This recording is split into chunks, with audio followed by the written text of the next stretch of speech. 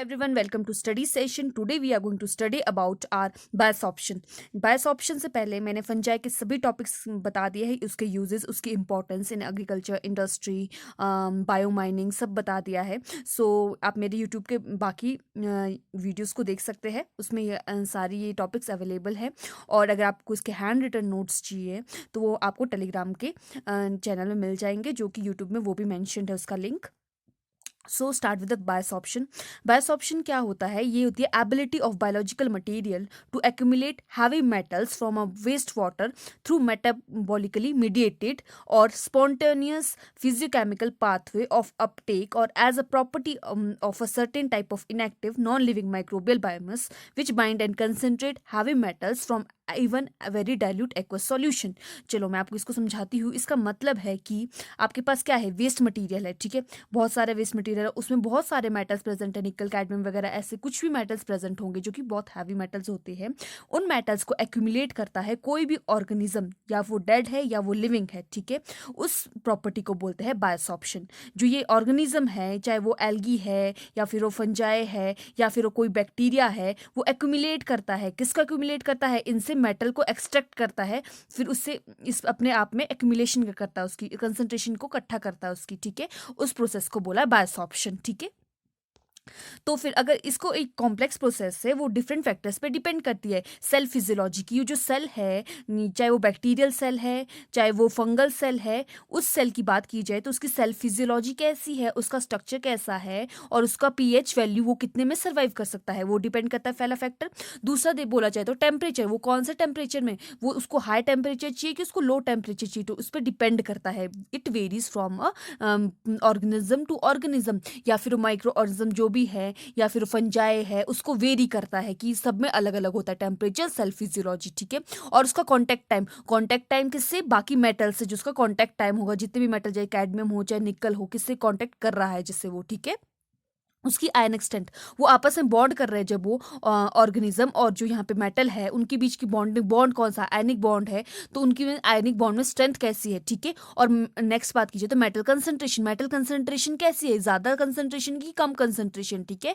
और उसकी केमिस्ट्री, किसकी केमिस्ट्री? मेटल की. जो भी मेटल, चाहे वो कोई भी हैवी मेटल है या फिर कैडमियम होगा, उसको हम एक्स ले लेते हैं. वो मेटल क्या बोलते हैं, किस केमिस्ट्री के साथ उसके साथ ज्वाइन करता है, कौन सी फोर्स लगती है, कौन सा उनके बीच बॉन्ड बना है, कोवलेंट बॉन्ड बना है, वंडर वॉल फोर्स है उनके बीच, कौन सी फोर्स है, ठीक है.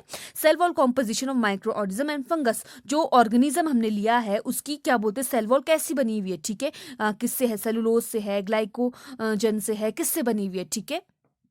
बाइसॉप्शन ऑफ डिफरेंट हैवी मेटल्स, कौन कौन से हैवी मेटल होते हैं? कैडमियम, सिल्वर, निकल एक्सेट्रा. इसके बारे में हम आगे में थोड़ा सा आपको फ्लो चार्ट में बताऊंगी कि कौन कौन से हैवी मेटल में हम इंक्लूड करते हैं, उसमें से एसेंशियल कौन से है, नॉन एसेंशियल कौन से है, ठीक है. तो हम बात करते हैं, ये है हमारे पास हैवी मेटल्स, जिसमें कि एसेंशियल होते हैं वो कौन कौन से? कॉपर, निकल, आयरन, जिंक, मैग्नीशियम, ठीक है. और नॉन एसेंशियल है वो है लेड, मर्करी, कैडमियम, टिन और आर्सेनिक, ठीक है. अब हम बात करें जो ये मेथड होता है हैवी मेटल्स को निकालने का, उससे जो भी हमारे पास वेस्ट मटेरियल है, ठीक है, काफ़ी टाइम से वो डिकेड से वो रहा है, उसमें क्या है, मेटल्स कौन कौन से, चाहे वो एक्वस में हो चाहे वो टेरेस्ट्रियल में हो, जहाँ भी हो, ठीक है. तो उसके लिए होते हैं कुछ मेथड्स. पहला होता है केमिकल मेथड जैसे केमिकल प्रेसिपिटेशन करा दी, इलेक्ट्रोकेमिकल ट्रीटमेंट करा दी, ऑक्सीडेशन करा दी, रिडक्शन करा दी. अब फिजिकल मेथड होता है दूसरा, उसको होता है आयन एक्सचेंज करा दिया, मेम्ब्रेन टेक्नोलॉजी होगी, रिवर्स ऑस्मोसिस हो गई, फिल्ट्रेशन करा दी, ठीक है. फिर बायोलॉजिकल मेथड आ जाता है बायोसॉप्शन में किसका यूज़ करते हैं हम? बैक्टीरिया का यूज़ करते हैं, फंजाई का यूज़ करते हैं, एल्गी का यूज़ करते हैं. बट इसमें हम सिर्फ फंजाई के बारे में पढ़ेंगे क्योंकि ये टॉपिक है फंजाई से रिलेटेड, ठीक है. तो जो बायोसॉप्शन होती है उसमें ये भी प्रोसेसेस बहुत सारी जो इन्वॉल्व होती है वो है physical and chemical absorption, ion का एक्सचेंज होता है, इलेक्ट्रोस्टैटिक इंटरेक्शन होती है, कॉम्प्लेक्शन होती है, चिलेशन मतलब काइंड ऑफ बॉन्डिंग ऑफ जो कि ऑर्गेनिजम्स की हो जाती है, किसके साथ? मेटल के साथ, उसको बोलते हैं चिलेशन, ठीक है. और माइक्रो प्रेसिपिटेशन वो कहाँ होती है? वो होती है सेल वॉल में, और preceded the anaerobic and aerobic biodegradation process को इंक्लूड करते हैं वो। पहले क्या करेंगे, ऑर्गेनिज्म है उसमें क्या प्रेसिपिटेशन होगी मेटल की, ठीक है, फिर क्या हो गया वो सेल वॉल के पास होती है और उसमें कहते हैं एनारोबिक और एरोबिक बायोडिग्रेडेशन होगी, मतलब कि जो उसमें गंदा मटेरियल है वो सारा डिग्रेड हो जाएगा और मेटल्स किनारे में आ जाएंगे या फिर एक्यूमुलेट कर जाएंगे इसमें, जिसको हम इजीली एक्सट्रैक्ट कर सकते हैं, ठीक है। It is characterised by the selective and efficient high performance and a low cost. इसकी अच्छी परफॉर्मेंस और लो कॉस्ट है, क्योंकि हमें बैक्टीरियाज या फिर फंजाई या फिर एल्गी जो ये प्रोसेस कर रहे हैं उनको स्पेशली बनाने की जरूरत नहीं कर रही, वो इन्वायरमेंट में ऑलरेडी प्रेजेंट है। सो ये क्या हो जाता है हमारे पास, लो कॉस्ट वाला हो जाता है, ठीक है। Natural material such as marine algae होगी, वीड होगी, इंडस्ट्रियल वेस्ट को क्या कर देती है वो, उस पर फर्मेंटेड वेस्ट होता है उसको एज अ बायोसॉल्वेंट यूज करती है, ठीक है। अगर हम इसकी प्रोसेस की बात करें, ये प्रोसेस होती है कैसे स्टार्ट, यहाँ देखते हैं। पहले क्या करते हैं, सिलेक्शन ऑफ बायोमास की, कौन सा वेस्ट मटेरियल है जिसपे होना है वो सब कुछ, उसकी सिलेक्शन होती है, ठीक है। फिर उसकी प्री ट्रीटमेंट होती है जिसमें जो हैवी मेटल्स के साथ और भी जो कंपाउंड्स प्रेजेंट है या फिर मटीरियल प्रेजेंट है, प्लास्टिक्स वगैरह, उनको सबको क्लियर किया जाता है। तो एक प्री काइंड ऑफ ट्रीटमेंट हो जाती है। फिर इमोबिलाइजेशन होती है बायोमास की, ठीक है। फिर उसमें बायोसॉर्बेंट ग्रेन्यूल्स को पुट किया जाता है। तो क्या करते हैं वो ग्रेन्यूल्स जब उसमें डालते हैं तो उनको मेटल कंटेमिनेटेड सॉल्यूशन में पुट किया जाता है, ठीक है। तो क्या करते हैं वो एब्जॉर्ब कर देंगे मेटल्स को। तो मेटल्स की जब उन्होंने एब्जॉर्ब कर दिया तो उन्होंने मेटल की रिकवरी कर दी, जिनसे एब्जॉर्ब नहीं हुआ उनको वापस उसमें बायोएब्जॉर्ब वापस इसमें डाल दिया, ठीक है। ये साइकिल कैसे होती है, स्टार्टिंग से यहाँ देखते हैं। ये क्या हुआ, हमारे पास बायोमास की सिलेक्शन हुई, तो बायोमास की जब ट्रीटमेंट हुई उसने क्या किया, उससे क्या बोलते मेटल वाले कंडीशन में उसको डाल, जहाँ पे मेटल्स बहुत सारे प्रेजेंट है अदर फॉर्म में, ठीक है, उसमें डाल दिया उसको, उन्होंने एक्यूमुलेट कर दिया, सारे अपने एक्यूमुलेट कर दिए, ठीक है। फिर इस बायोमास को बायोसॉर्बेंट को साइड में रखा, उससे मेटल सारे एक्सट्रैक्ट कर दिए और इस बायोसॉर्बेंट को वापस उसमें डाल दिया, ठीक है। ऐसे ये साइकिल चलती रहती है। अब नेक्स्ट बात करें तो उसकी मैकेनिज्म की, तो जो process of heavy metals and binding to bacterial wall peptidoglycan होती है, जो बैक्टीरियल की वॉल उससे होती है, उसको क्या बोलते हैं, वो डिपेंडेंट होती है और इंडिपेंडेंट भी प्रोसेस होती है। और फंजाई में भी इंडिपेंडेंट भी होती है और डिपेंडेंट भी होती है, ठीक है। अगर डिपेंडेंट की बात करें, डिपेंडेंट में क्या होता है, लिविंग फैक्टर्स इन्वॉल्व होते हैं, ठीक है, जो कि जिसमें अभी भी जान है, ठीक है, वो बायोलॉजिकल मटीरियल इन्वॉल्व हो रहा है, लिविंग ऑर्गेनिज्म इन्वॉल्व हो रहा है, उसको बोलते हैं हम डिपेंडेंट बायोसॉर्प्शन, सॉरी, ठीक है। Other factors that affect the metal uptake of living biomass include the nature, heavy metal condition कौन सी है, सेल वॉल कॉम्पोजिशन कैसी है उसकी, और उसका वॉल जिस सेंटर कर रहा है, और साइटोप्लाज्म की कंसंट्रेशन कैसी, इस पर डिपेंड करता है, ठीक है, जो कि कौन सा था, डिपेंडेंट सॉर्प्शन होती है। अब हम बात करें नेक्स्ट इंडिपेंडेंट सॉर्प्शन की, तो इंडिपेंडेंट सॉर्प्शन किस में होती है, ये होती है डेड सेल्स में, ठीक है, biomass consisting of a dead cells, ठीक है, ये होती है independent process. The absorption process is the main key of point behind the such a physiochemical biosorption mechanism, ठीक है। अब नेक्स्ट की बात करें तो मेटल एक्यूमुलेशन की बात करेंगे हम। In order to have a physical effect on the growth of cells, heavy metals must enter the cell, ठीक है।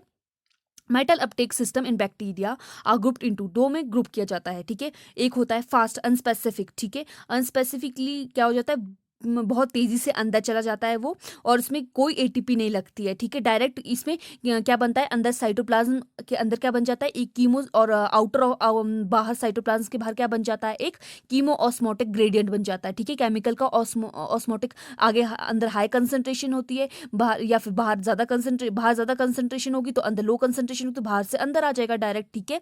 तो ये इसमें कोई एटीपी नहीं लगती है। और दूसरा होता है पैसिव वाला कौन सा होता है, वो होता है हाईली सिलेक्टिव होता है और बहुत स्लो होता है, और उसमें कहते हैं एटीपी लगती है और कीमो ऑस्मोटिक ग्रेडियंट के साथ, ठीक है। कीमो ऑस्मोटिक ग्रेडियंट तो होता है पर उसमें एटीपी भी लगता है।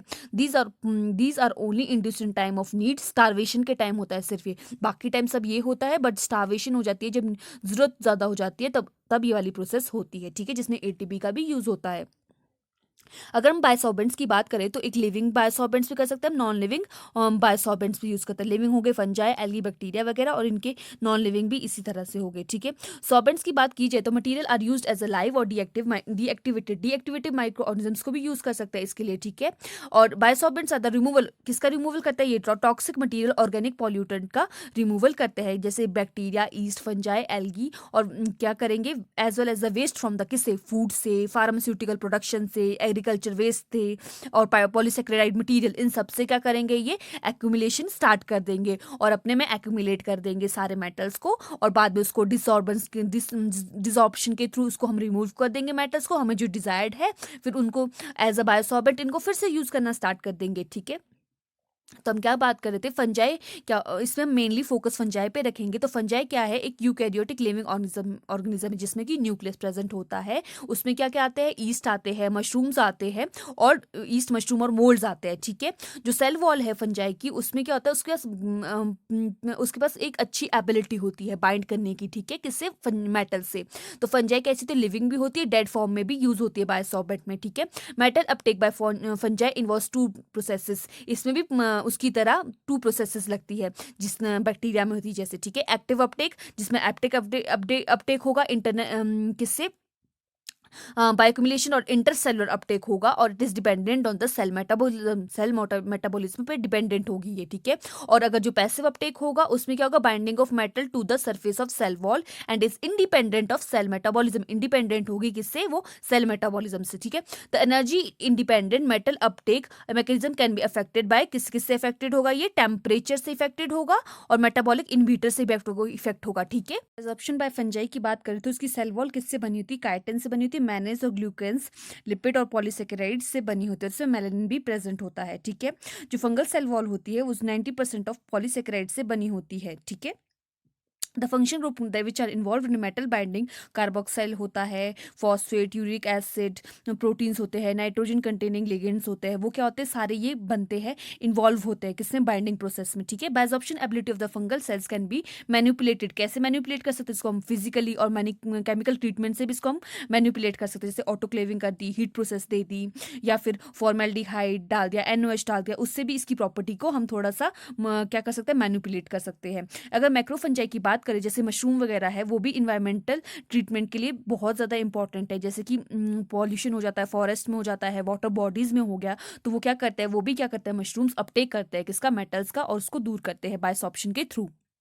जैसे वो क्या, अपना माइसीलिया और स्पोरोकार्प्स प्रेजेंट होते हैं, जैसे क्या है, मशरूम है उसके पास माइसीलिया और स्पोरोकार्प्स उसका प्रेजेंट होते हैं, वो भी एक्यूमुलेशन करते हैं, किसकी करते हैं, मेटल की एक्यूमुलेशन करते हैं। ठीक है, अगर हम इसकी बात करें तो हमारे पास मशरूम कौन कौन से हैं, जैसे वॉल्वेरिया वोलोइसिया, ये है कैडमियम, लेड, कॉपर, क्रोमियम, इनके अपटेक करता है। ठीक है, एक्यूमुलेशन शो करता है। गैनेडोडर्मा ल्यूसिडम, ये क्रोमियम का करता है। कॉरिलोप्राइसिस स्ट्रूमोसा, ये कॉपर का करता है। ठीक है, और अगर डेडलेटा टेनिस की बात करें तो ये भी कॉपर का करता है। लेंटिनस स्ट्राइगोसिस की बात करें तो ये भी कॉपर का करता है। ये भी लेंजाइट्स मेलिसनेसिस, ये भी कॉपर का करता है। फेलेनियस जेरेंटिकस, ये भी कॉपर का करता है। ठीक है, और रिजिडोपोरस लेनिएटस भी कॉपर का करता है। रिजिडोपोरस माइक्रोपोरस, ये भी कॉपर का करता है। ठीक है, अब ट्रेमेटिस लेक्टीनिया, ये भी कॉपर का करता है। गेंडोडर्मा ल्यूसिडियम, ये भी कॉपर का करता है। एगेरिकस मैक्रोस्पोरस, ये भी कैडमियम का करता है। इससे आप 2-3 नेम्स याद रख सकते हैं फॉर एग्जांपल के लिए। ठीक है, बाकी इतने इंपॉर्टेंट नहीं है। अगर हम बात करें कि अब हम फंजाई की बात करते हैं कि कौन कौन सी फंजाई है, वो क्या क्या एक्यूमुलेट करती है, तो ठीक है, पहले आर्सेनिक एक मेटल है, उसको कौन, पेनिसिलियम क्राइसोजीनियम करती है ये एक्यूमुलेट। ठीक है, अब कैडमियम है, उसको एस्परिजिस क्रिस्टेसस, एस्परिजिलस नाइजर, हाइड्रिला वर्टिकुलेटा, ये करते हैं इसको। ठीक है, एक्यूमुलेट। अब हम थर्ड की बात करें, हमारे पास थर्ड है क्रोमियम। क्रोमियम को कौन करता है, एस्परिजिस नाइजर, प्लूरोटस ऑस्ट्रियस, ट्राइकोडर्मा विरिडे, म्यूकर और पेनिसिलियम, और राइजोपस हो गया, यहाँ पे ट्राइकोडर्मा होगा, प्लूरोटस हो गया। ये सारे नेम याद रख सकते हैं आप, तो अच्छी बात है। अगर नहीं रख सकते इसको एक दो याद जरूर रखिए। ठीक है, और कॉपर का एक्यूमुलेशन कौन करता है, प्लूरोटस ऑस्ट्रियस, फोम्स फेसिकेटम, एस्परिजिस लेंचुलस। मर्करी का देखें तो कौन करता है, एस्परिजिस फ्लेवस, एस्परिजिलस फ्यूमिगेटस। निकल का कौन करता है, एस्परिजिलस नाइजर बोलता है। ठीक है, ये क्या करते हैं, एक्यूमुलेट करते हैं। ठीक है, ये है हमारे पास फंजाई के एग्जांपल्स कुछ। अब इसकी एडवांटेजेस की बात करें